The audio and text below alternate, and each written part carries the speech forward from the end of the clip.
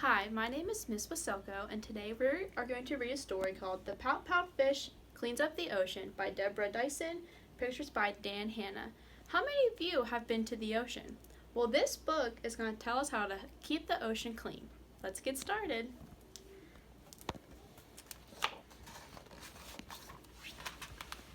The ocean is amazing. Mr. Fish's grin was wide. The beautiful surroundings left him wonder-struck inside.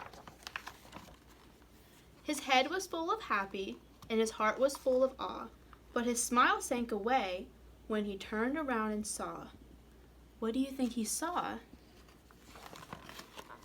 A big, big mess.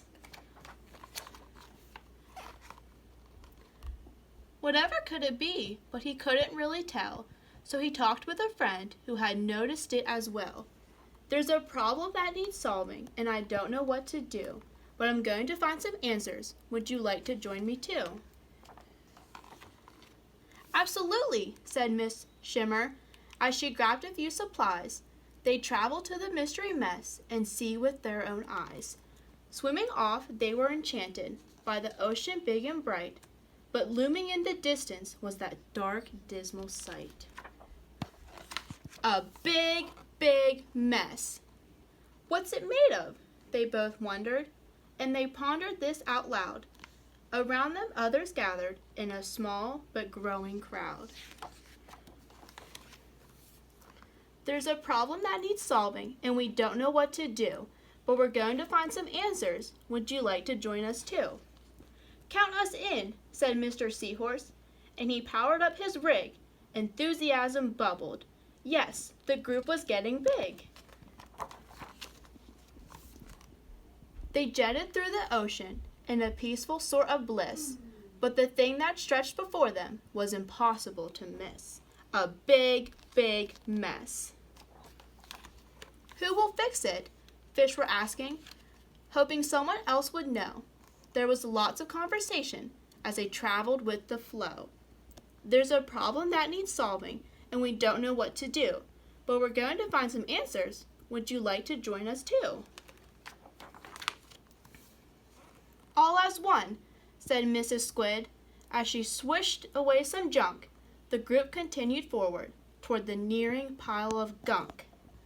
They reached the mystery mess. They took measurements and samples. They made notes and they did research. They found similar examples. When everyone was finished, they assembled to discuss. They came to one conclusion. The problem is us.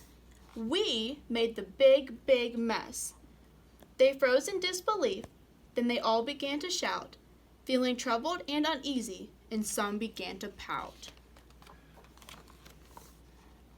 Were they stuck with this forever? Would it worsen? Would it grow? Mr. Fish was worried, too, but there's one thing that I know.